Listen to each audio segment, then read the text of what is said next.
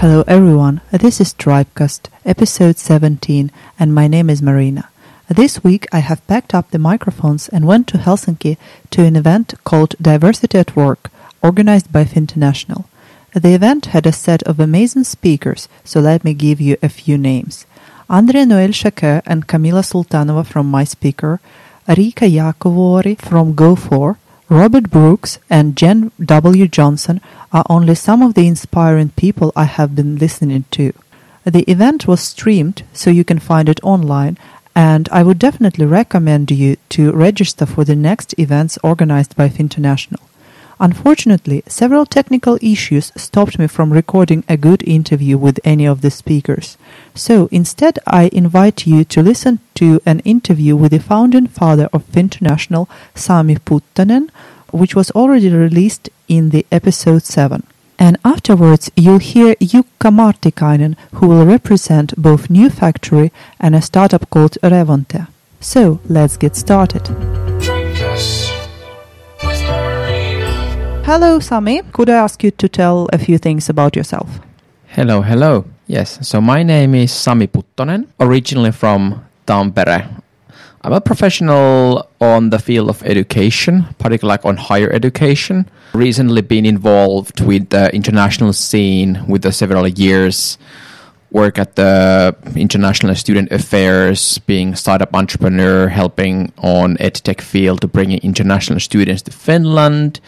Did run my own startup trying to help integration of international professionals better into Finnish work life. And based on the job done, I'm currently running a non-profit organization called Finternational, which aims to be the home of international professionals that are connected with Finland.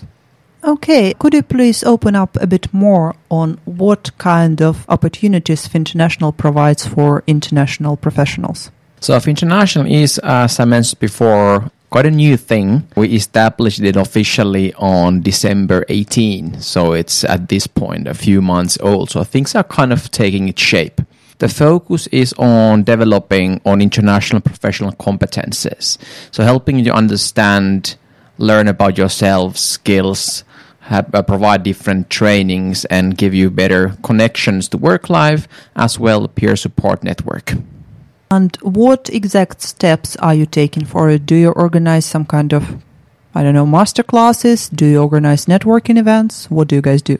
In practice, we have just actually closed a few negotiations with some partners that we actually able to deliver some kind of cultural compass report as well as this professional competence analysis for Finternational members. Mm-hmm. And then we will start to organize different monthly online streams where we invite some professional to share about, let's say, tune up your LinkedIn profile. Kind of like on a session where people can ask tips and tricks for that. And these type of monthly sessions and as well some other meetups. The content itself, it depends a lot from the members and the people themselves. What do they actually need? Because as we see, whole idea of it is to actually start build things from a grassroots level. What is the actual needs that the individuals have? And what kind of people do you have in Finternational today? Is it more for students? Are they recently graduated? Or are those experienced professionals who are moving to Finland? Well, if we start with the who actually founded it, we had a board of 8 people. We actually all represent different nationalities. And then on top of that, we have been just recently starting to actually engage people to member. We had now approximately between 20 or 30 people sign up onto our website. They are a mixed group. Most of them are international students, but as well other professionals who have arrived in Finland, for example, as a spouse, or via other ways, or who have just recently graduated and are looking to find a job placement here in Finland. Do you somehow plan to take part in the Startup World Cup? Startup World Cup is interesting action. Like Finternational itself, we won't be participating there. Mm-hmm. Instead of more than I will be hanging around there, of course, and talking to people. But that's another story. So general networking, yes. But startup world, more broader, it's an interesting opportunity for international as we see, because many of the statistics and show that, the entrepreneurship is growing more and more. And as well, for many international, actually, that is not necessarily the easiest way, but the way how they actually employ themselves. So they have an idea, they find a team around, they actually set up the startup. So that's why we want to connect ourselves closely with the startup scene, and that's also something that operates usually in English, as it's kind of born to be global. So we can assume that you technically believe in networking. Yes. I mean, networking and networks, communities, they are kind of, I would say one of the most valuable things in considering building a professional career. Depends on a country, but especially in here in Finland, as most of the things go by trust. And you build trust in the best ways when you actually know a person, or you have a recommendation from a person who knows a person. And that is something that obviously links up into a network. Although I have to also add that nowadays, no matter where we talk a lot about networks, like network this, network that, network blah, blah, blah. And also the interviews that we have been doing with Finternational, as we publish this blog content on weekly. So each interviews networks are always like highlighted. But I would like to take it kind of one step further than that. So, I mean, network itself, I mean, what is a network? Network is something that people are somehow just connected. But what I would like to see talk more about, instead of actually network, to talk more about community, as seeing it more something that people actually, they give something and also they get something as a return, building these kind of like a win-win situations. So it's not only about handshaking and hanging around nice cocktail parties and drinking martinis, although I don't think that really happens in Finland, but yeah, it's more about building a community which is more meaningful than just a net. Because network doesn't necessarily have a meaning, and community has some purpose and a meaning behind it that actually activates people. Thanks for the explanation. What do you think of the startup ecosystem of Tampere of today? It has been in a turbulence for past years. I personally, when I started my own startup company like a couple of years ago, I participated in one accelerator program at the time. That was kind of things that taking shape, but then there was this like after kind of few years time of silence, and that not that much happened, and different services got a little bit kind of like fragmented. But now it's kind of the direction is good. We're actually trying to pull together again like these different forces and to help to take it in the next level, and generally the feedback has been good. Do you think it's a good time to start a business of your own nowadays in Finland? Is it ever a good time or is it ever a bad time? I would say, I mean, timing, of course, one thing, but I would say it's more about what are you going to do? I mean, are you going to establish your own barber or a restaurant, coffee house, or build a new AI technology? It's a little bit different. What would you recommend? Would you personally go into establishing your own, I don't know, bakery or barbershop, or would you go in IT? Both has pros and cons. I mean, again, I would say it more go about thinking about what you do and how, and important is to map out your field to actually know what you do. I mean, if you talk about starting a business, entrepreneurship, whether it's kind of like this startup or just like kind of in kind of regular entrepreneurs, more like or existing industry. So the more important is to know what you do, map out your field, and think how you create a value. I mean, no matter if you would be just a traditional bakery, there are plenty of them around already. So how separating yourself, how do you create a value? And also where you are good at, what is your own passion? I mean, if you are really into baking, I think bakery is a better option than developing AI tech and vice versa. I have one last question for today. In your opinion, besides what we talked about, but in very general terms, besides passion, what is the key to success for an early stage startup? Knowing what you do, connections, support. Support from where? Or support from your own, like family, friends, like kind of close networks that are actually helping and encouraging you.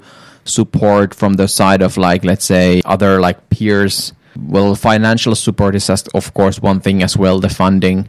But I would say like if the idea is good enough. Like nowadays, I mean, there's more than enough money in the world. It is just a matter of if you have a good idea and you pitch it right, there will be funding for that. Thank you very much, Sami, for your interview. Thank you. And this week I have a guest whom I have known even before I started doing podcast. So hello, Jukka. It's really nice to have you here today. Thank you for having time for this interview. And to cut me from talking, please tell our listeners a few things about yourself. Okay, thanks. And it's great to be here. Thank you for calling me here, Marina. My name is Jukka Matikainen. I'm the director of New Factory Innovation Center and Startup Incubator. And currently, I also work in Tamlink, which is the mother company of New Factory, owning us 100% actually. So I'm working there as a business director as well. So it's like 50-50 at the moment, the time that I'm allocating here. I should say at that point that we first met when I was taking part in one of the New Factory's projects. So what's going now in New Factory? And by the way, could you please tell our listeners a few things about what New Factory is? Well, New Factory, like I said, it's kind of an innovation center. So we are running different kind of innovation-related projects, like that growth builders that you were part of. And actually, we have a new batch going on at the moment in a growth builders project. And we will have another one in the fall. Can we approximate when those who are interested can apply for the next batch? Sure. Actually, if you are interested, you could contact us right away because the summer is coming and you know that in June or in July, actually, in Finland, nothing happens. And our next batch is going to be starting in mid-September. So after the summer, we will do more marketing and promoting and approaching talents and approaching businesses, but now it's a good time to be active if you are interested in. As for me, Growth Builders was one of the projects which was like, take the time to think what you want to do in life. Mm-hmm. But how do you see it from the perspective of New Factory? What's the project about? Well, that's one point of it and quite valuable, I think, officially. And the main goal of the project is to help Finnish SMEs and startups to kind of go international. And the logic and thinking behind this project is that we can do it with the help of the international talents who are living in Tampere, so that there are a lot of like international talents who have not been able to get a job for one reason or another, and that they have maybe some difficulties to network and find companies, make connections and so on. So we are helping in that, and we facilitate the collaboration between the businesses and talents. So that is the main goal of the project, to help businesses internationalize. But of course, there are a lot of other good things that can happen when good minds and hearts are collaborating. That's true.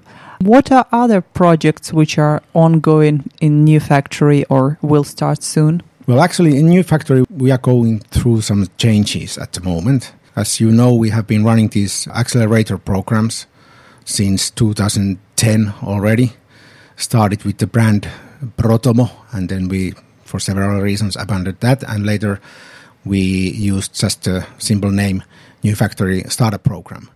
But we are not doing that anymore as such. Currently we are building up a new accelerator or incubator called Spin-Out Lab, which is targeted at research-based technology startups.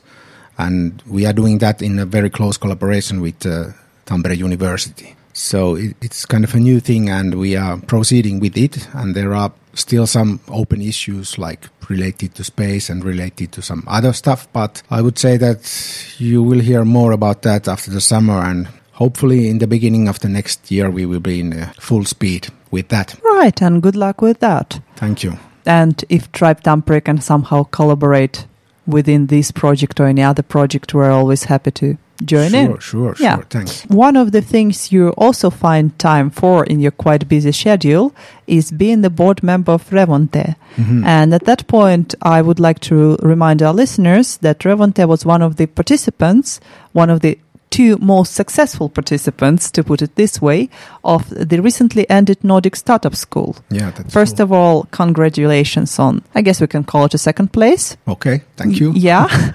Secondly, let's start from the very beginning. What do Revonte do? Okay, if we start from the beginning, so maybe I can start from the beginning